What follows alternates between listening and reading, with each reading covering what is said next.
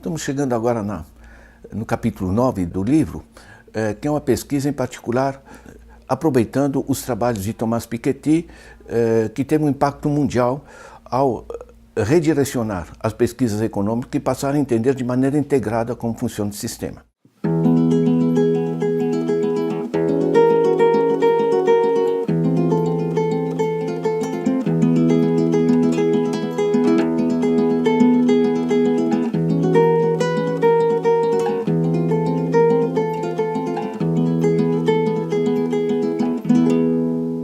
Recapitulando, nós vimos os grandes grupos financeiros, os 737 grupos, depois os 147, na realidade um clube de ricos.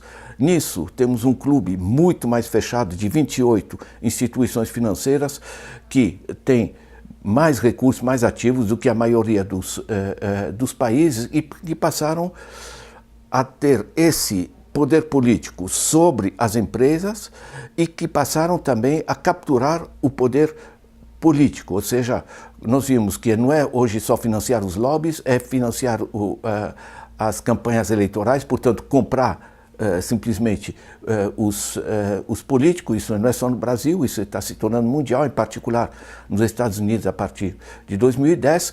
É também a captura do judiciário através do sistema paralelo chamado de settlements, de acordos judiciais, uma justiça especial para corporações, a captura da mídia, pelas grandes corporações, a captura das universidades que eles estão comprando hoje como batata frita, enfim, de maneira generalizada, a entrada na nossa privacidade, o uso de nossas informações as mais íntimas através do Facebook, Google e outros, o controle das próprias Nações Unidas através de sistemas financeiros, ou seja, temos essa captura do poder em que o poder econômico e financeiro dentro do econômico se juntou ao sistema político e mudou a cara do funcionamento do capitalismo. Isso é nas últimas décadas e esse capítulo e a análise do Piketty permite entender essa nova lógica. O primeiro ponto dessa nova lógica é essencialmente a financiarização, certo? No geral, o PIB no mundo evolui 2,5% ao ano, enquanto que a rentabilidade de aplicações financeiras é da ordem de 7 a 9% ao ano. Para onde vai o dinheiro? Para onde rende mais? Fazer aplicação financeira rende muito mais do que investir, produzir sapato, construir casas do gênero, ou seja, as empresas vão para onde rende mais. Isso gera uma deformação radical. Isso gerou justamente a desigualdade que já vimos logo no início, esse 1% que está com mais patrimônio do que os restantes 99%, isso gerou um sistema social, econômico e ambiental completamente desarticulado. Lembrando que é um bilionário, um bilionário que aplica a 5% do seu bilhão, ele está ganhando 137 mil dólares por dia. Como ele não consegue consumir tudo isso, ele reaplica, ou seja, no dia seguinte está aplicando o bilhão mais 130 e tantos mil, enfim, isso gera o que se chama o snowball effect, o efeito bola de neve, onde de mão no bolso o mais rico fica muito mais rico, enquanto o pobre, claro, ele consegue apenas fechar o mês, não aplica coisa nenhuma, certo? O resultado, o pobre vai ficando mais pobre e gera essa explosão da desigualdade no que a gente tem chamado de capitalismo rentista, porque não é um capitalismo que produz sapato, constrói casa, é essencialmente ele é explorador das próprias empresas que produzem sapato, constroem casas ou que produzem medicamentos para rentabilidade dos aplicadores financeiros. Ou seja, mudou de maneira radical todo o processo do capital. Isso não favorece nem o PIB, porque eles exploram os produtores efetivos, as empresas, não favorece evidentemente o social, porque é dinheiro que vai para a minoria rica, que se transforma em mais aplicação financeira, e tampouco favorece o meio ambiente, é só ver a quantidade de empresas como a Volkswagen e tantas outras que fazem desastres ambientais porque tem que assegurar o dinheiro para os rentistas. É só ver o desastre de Mariana.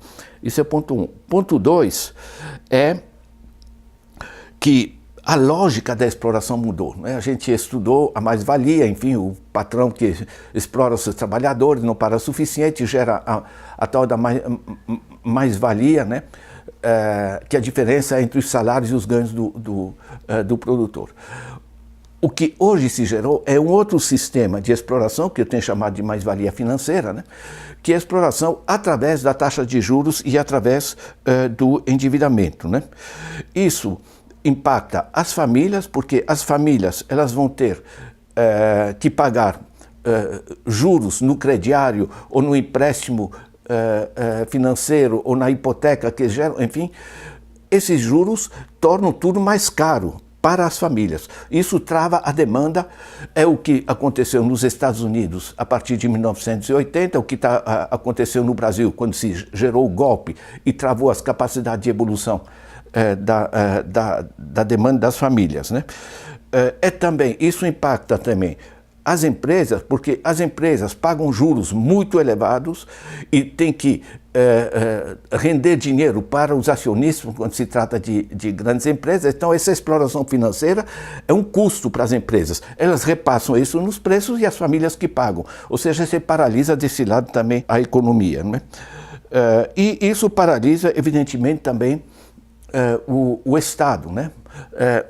O Estado, vocês vão ver nesse capítulo, nós temos cerca de 50 trilhões de dólares de dívida no mundo, dívida pública, os estados endividados, como no Brasil, né, por exemplo. Certo? E o Estado tem que pagar juros sobre essa dívida.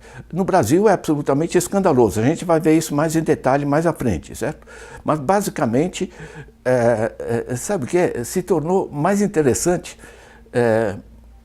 para os políticos, tais como temos, endividar o país do que cobrar imposto. Cobrar imposto dá conflito, dá problema, certo? Você tem que levantar o dinheiro, você tem que convencer a população de que esse imposto vai ser útil, você tem que usá-lo bem para as pessoas não se revoltarem com o imposto. E o fato de você endividar o Estado e de ser mais fácil endividar o Estado do que cobrar imposto vai deformar mais ainda, porque o dinheiro que a gente pagou sob forma de imposto, em vez de servir para gerar infraestruturas, fazer políticas públicas, saúde, educação, etc., vai para os bancos sob forma de juros, né?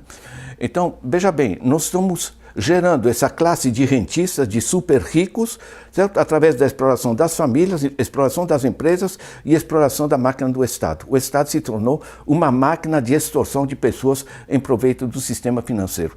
Isso, obviamente, é absolutamente insustentável, né? No Brasil, isso está gerando cerca de 400 bilhões de reais por ano, são cerca de entre 6% e 7% do PIB, que a gente transfere dos nossos impostos, essencialmente para intermediários financeiros, né? Então, na realidade, o Estado fica amarrado nesse processo. A dinâmica, voltando aos números, né?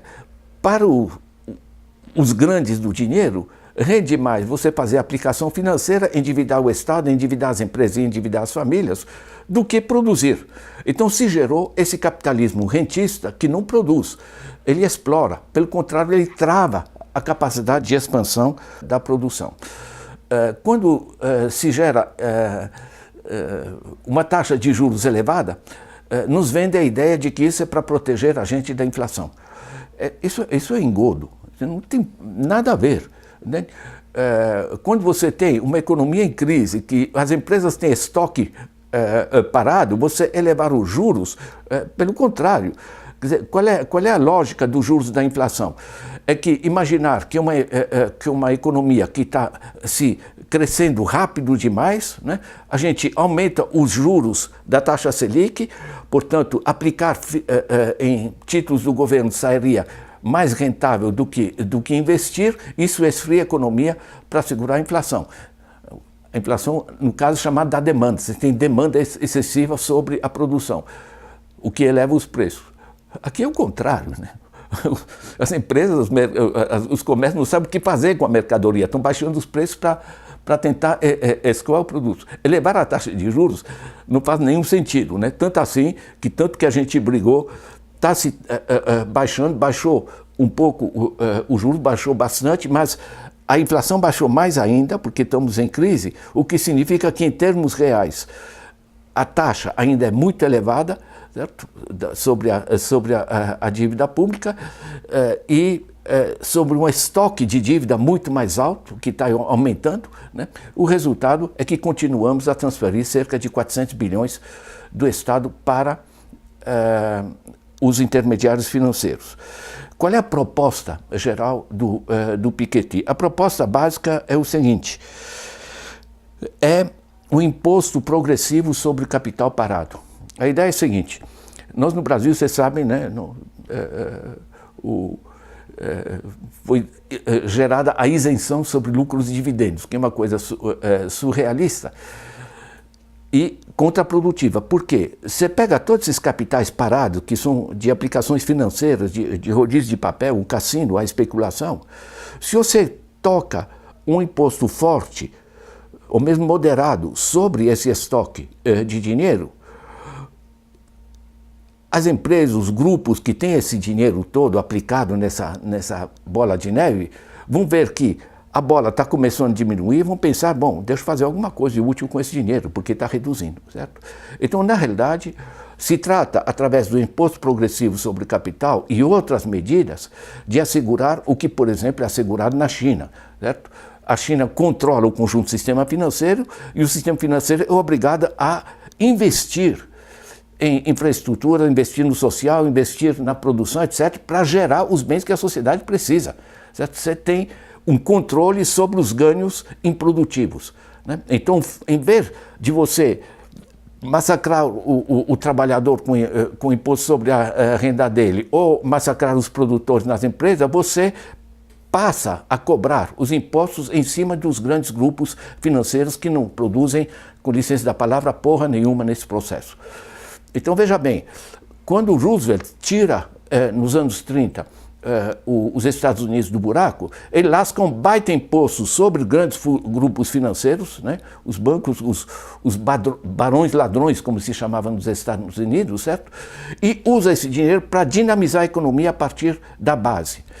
Essa base significa, de um lado, gerar mais renda para a população, porque isso gera demanda e ativa as empresas e gera mais emprego. E, por outro lado, esses dois, o consumo das famílias e a atividade empresarial, geram receitas para o Estado que pode gerar a outra vertente de bem-estar das famílias, que é o acesso à saúde, à educação e o conjunto de bens que a gente chama de consumo coletivo, né, segurança, etc., que são essenciais para o bem-estar da família. Não é só do bolso da gente que a gente vive. A gente tem que ter infraestrutura, a gente tem que ter hospitais, a gente tem que ter um conjunto de bens. Onde funcionam no mundo, pegam o Canadá, a Suécia, a China, o diabo, são universais, gratuitos e públicos, né? Então, de certa maneira, a visão que a gente pega com o Piketty, com esse capítulo, é a necessidade de deslocar os ganhos de rentistas improdutivos, os que vivem de renda, não é? Certo? Que é tão chique, né? Certo? Para os que produzem efetivamente alguma coisa. Quando a gente lê o Piketty não quer derrubar o mundo, enfim, socialismo, comunismo, qualquer ismo que vocês inventem, certo? Ele quer um capitalismo civilizado. Pelo menos que volte a produzir e a partir daí vamos ver para a gente onde caminha, né?